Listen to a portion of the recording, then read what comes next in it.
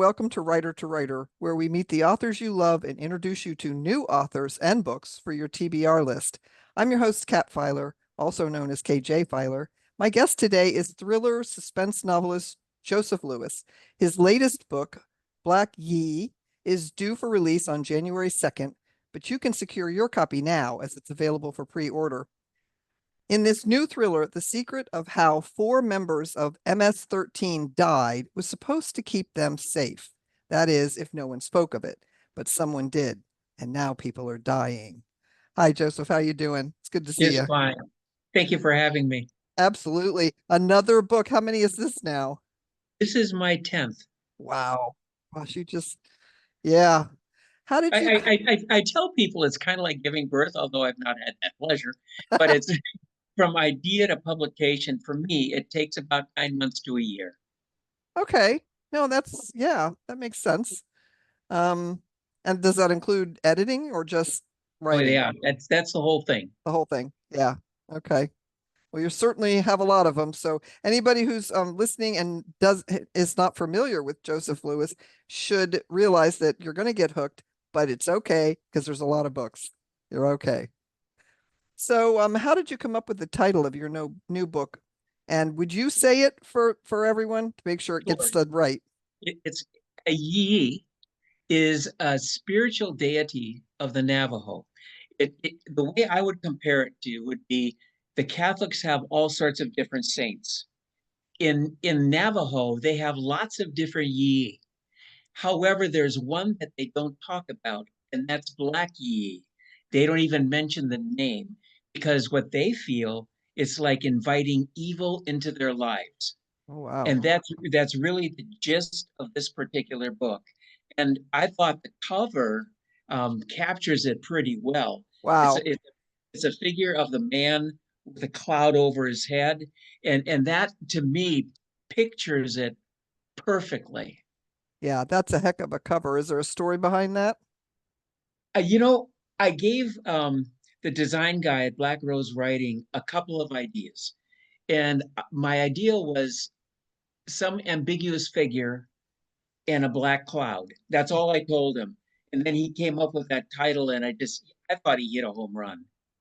It's really amazing. It's a spectacular cover. And the other thing is, when I first looked at it, I thought, is he dissipating or is he materializing? Exactly. You can't I really, thought that is a really great book cover. And yeah, you know, it's interesting. I was at a book sale signing this last weekend, and some guy did a double take. He yeah. was looking at my table. I had my 10 books out there, and I had a poster of Black Yi. And a guy did a double take, and then he walked away, but he came back without his family. And he said, "Tell me about this book." And so I was able to tell him a little bit about it. He says, "I'm going to be back." Sure enough, about an hour later, he comes back and he said, "I want that book." Yeah. So that was, and I think the cover was the thing that sold him. Yeah. A good cover is, that's the thing that gets somebody to stop and look always. And even if you're not at a book signing, it's the thing that makes them pick it up in the bookstore. Yes, So, yes, yeah. Without spoilers, can you tell the listeners a little bit about the story? sure. In 2018, I published, or I should say, Black Rose Writing published one of my books called Caught in a Web. And that was a story about MS-13, which is a really violent gang. And they control the drug, weapons, and human trafficking from Chicago all the way up to Door County in Wisconsin. And they wanted to come into Waukesha, which is my city. It's a real city. And they wanted to find out who's trying to cut in on their territory. And they're doing some hunting, but what the reader doesn't know until about halfway through that book, there was an ulterior motive. And that was to do away with this 15-year-old boy who had a run in with this guy's cousin earlier. And at the end of the book, 4 MS-13 guys die in a house. Wow. And law enforcement came up with this lie to protect individuals in that house because if MS-13 found out that one or more of the people in that house did the killing of MS-13, they would be back in a vengeance. And they are Oh, such a violent gang. They have been known to cut off hands, cut off feet, and then with the body being alive, they'll actually burn alive the oh, victim. So mm, it's just a gruesome gang. Well, the law enforcement people who are friends of this group of kids, they came up with this tale. It's a fiction, it's a lie, to protect two individuals and two of the kids that are in this family. Somebody in Black Yee, MS-13 finds out that that could have been a lie. And so they come back into Waukesha and they want to find out what happened in that house. And they're meaning business. So bodies start dying, and cops are now trying to figure out who it is, where they are, and put a stop to it. wow. What was the inspiration for this book? I thought that at the end of, see, Caught in the Web, Best Thrillers called it one of the best crime fiction of 2018, which is to me high praise Oh because I yeah. really like that organization. Um, but there was an unfinished business really at the end with that story, with that lie. And I thought I needed to expand on that a little bit.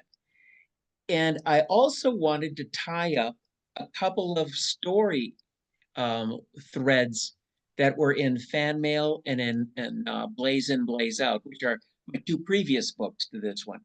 And so Blackie E not only deals with that particular lie, but they also finish up two storylines. And so it's kind of a nice, neat book to finish three storylines at once. And they all tie together. Were they all planned out or did they just sort of evolve? That's a good question, Kat. When I write, and I know that you as a writer, you do the same thing. You and I, when we sit down at a computer and we find out, or we kind of think about what we're going to write that particular session. We have an idea in mind. But sometimes when we write, something happens with one of the characters, or there's a conversation, or there's an event that kind of shoots the story off in a different direction. And that's really what happened in Black EE. It just, with those three storylines, they all just meshed together. Mhm. And it works out. I was it was electric when I Yeah. finished that book. It felt right, it felt good, and it's honestly, I think as I write from my very first book, Taking Lives, the prequel to the Lives trilogy, to Black EE, I think my writing has gotten stronger, crisper, cleaner. It's gotten more succinct. Um, and I think I am so pleased with the last three that I wrote, Blaze and Blaze Out, Fan Mail, and Black EE, that it just works out really well. Well, I don't expect you to ever stop writing, and I hope you don't.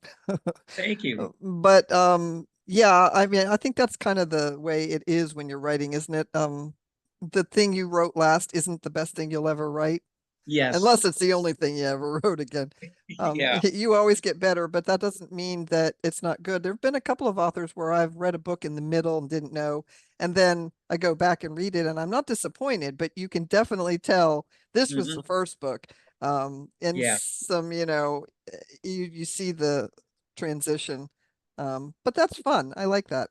I do So, too. and I think the more we write, the better we get. The more we read, the more we learn. And yeah, as because I've been in education for so long, we never should stop learning. And right. I think, my writing has become more polished as I write. Well, and one of the things I see you doing is research. And then you have this stuff that you've discovered, and what do you do with it? Well, you write another book. Yes. So, Yeah. yeah, we have an I ensemble. try it's interesting that you said about the research because in my books, in my writing, I try to be as exact as I can.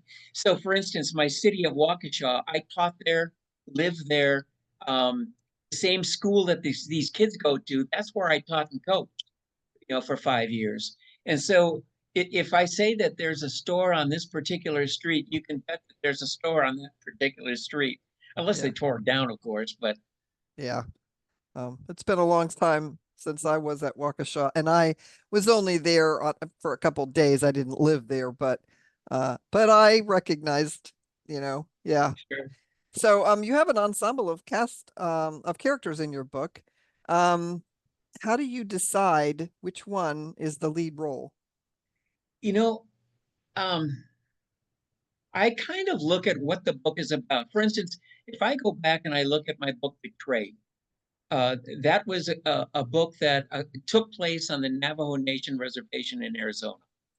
And my idea when I sat down to actually write the first couple of pages was I was going to spotlight George. George is a Navajo boy, full blood, and he came to live in Wisconsin because the FBI put him there kind of as a safe place until they figure out who was after him.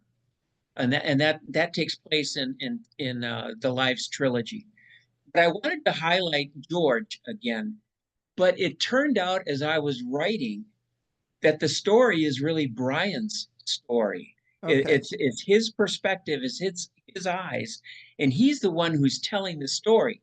George is there, his brother Brett is there, and then they come up with um, another boy, Michael Two Feathers, who turns out fictionalized, obviously, but it turns out that he's a stepbrother of George. And they Oh, uncovered George didn't even know that Michael was a stepbrother, and Michael didn't even know George was a stepbrother. It wow. turned out at the very end, it was kind of an Easter egg that is uncovered at the very end of that particular book. But it's that story was actually George, and it turns out it's Brian. But in each of my books, depending upon the action that's taking place, the idea behind the book, that's whose story it becomes. Okay. Yeah. Well, those lucky enough to snag an advanced copy are loving this book. Cam Torrens, an award-winning author of the Tyler Zahn thriller series, wrote, "On one side, unconditional familial love supported by the camaraderie of law enforcement. On the other, guns, drugs, and hatred. Black Yi stages an epic battle between good and evil." So yeah, it's not even out and you're getting great reviews. Yeah, I've been really pleased. Sublime came up, Sublime Reviews gave it a really nice review. Midwest Book Review, I just had got that one recently. Joan Livingston, who's a writer I really enjoy, she thought that this was her favorite book that she has read, and she's read all of them. Karen Osborne is another one. Oh yeah. She's really liked the book, so I'm feeling really good about it. Yeah, for sure. Well, Joe, it's been an honor. I want to thank you for taking the time to talk to us. And listeners, as always, I will post the links below so you can find him, his works, and stay abreast of his passion projects. And please, if you do read any of Joe's books, and I highly recommend them, please don't Thank you. forget to leave a review. Authors live for that. You don't have to write a lot, just some stars if that's all you have time for. It's the like and subscribe of the writing world. And by the way, the holidays are coming up and books make really excellent gifts. One size fits all, and you don't even have to wrap them. So please don't forget to like and subscribe on Writer to Writer also, so you'll never miss another episode, and also so we can continue to feature your favorite authors. It was so good to see you. Hope to see you Hey, again Kat, soon thank in you for having person. me. Yeah, Thank you for absolutely. having me. I always enjoy working with you. Love working with you too. Thanks. You bet.